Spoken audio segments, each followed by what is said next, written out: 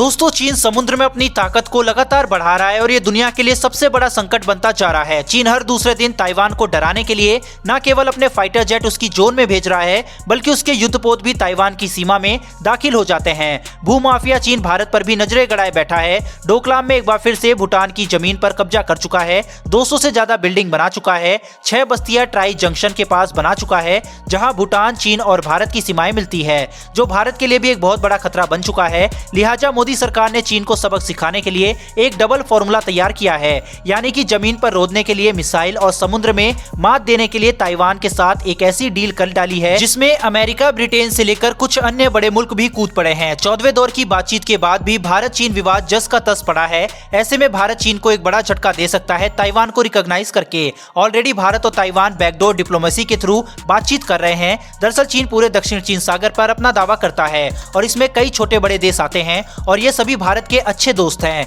लेकिन यहाँ चीन का सबसे बड़ा दुश्मन उसका पड़ोसी ताइवान है, जिस पर हर वक्त हमले के लिए वो तैयार रहता है। दुनिया में जितने भी इलेक्ट्रॉनिक आइटम्स बनते हैं, ये देश उनकी रीढ़ की हड्डी है, क्योंकि ये छोटा सा देश सेमीकंडक्टर्स का बेताज बादशाह है। इसके आगे अमेरिका तो क्या, चीन और रूस को भी झुकना पड़ता है। यही कारण है कि चीन इस पर कब्जा करना चाहता है। इस देश को बचाना अमेरिका से लेकर जापान, यूरोप की भी मजबूरी बन चुकी है, क्योंकि अगर चीन इस पर कब्जा कर लेता है तो चीन का इलेक्ट्रॉनिक आइटम्स पर एक तरफा दादागिरी हो जाएगी।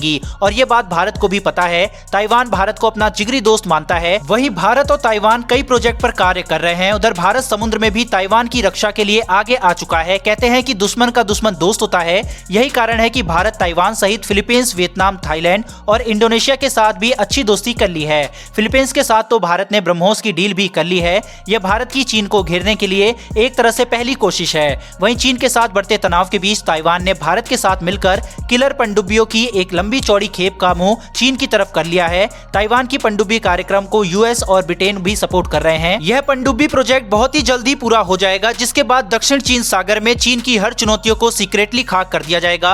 इस प्रोजेक्ट को पूरा करने के लिए पिछले 3 सालों में ब्रिटेन ने अपने देश की कई कंपनियों को ताइवान को पनडुब्बी के कंपोनेंट, सॉफ्टवेयर और टेक्नोलॉजी को निर्यात करने की मंजूरी भी दी है। बड़ी बात यह है कि फिलहाल ताइवान में भारत के इंजीनियर्स और नौसेना भी इस कार्यक्रम में सपोर्ट कर रहे हैं। वहीं साउथ कोरिया, कनाडा और स्पेन के इंजीनियर्स, टेक्नीशियन और नौसेना के अधिकारी भी काम में जुटे हुए हैं। ताइवान को मिल रहे इस भयंकर सपोर्ट से चीन तिलमिला उठा है। चीन शुरू से ही ताइवान पर अपना हक जताता रहा है। उसने पिछले साल ही ये संदेश पूरी दुनिया को दे दिया था कि ताइवान की स्वतंत्रता का मतलब युद्ध है। इसी कारण उसने पिछले साल से अब तक भारी सैन्य हथियारों को ताइवान के सामने खड़ा कर रखा है। यही वजह है कि ताइवान भी अपनी ताकत को बढ़ा रहा है, जिसमें भारतीय नेवी और इंजीनियर्स उसे भारी सपोर्ट कर रहे हैं। इसके अलावा भारत ने चीन को एक और बड़ा झटका देते हुए ड्रैगन की दादागिरी से परेशान फिलीपींस को दुनिया की सबसे तेज सुपरसोनिक क्रूज मिसाइल देने पर मोहर लगा दी है। इसमें सबसे रोचक बात यह है कि फिलीपींस अमेरिका का भी एक अच्छा दोस्त है, लेकिन उसके बावजूद उसने चीन के खिलाफ अपनी तैयारी के लिए भारत को चुना है। यह पूरी मिसाइल डील करीब 37 करोड़ 40 लाख डॉलर की है। दोस्तों ये ब्रह्मोस मिसाइल के लिए पहला विदेशी ऑर्डर जरूर है,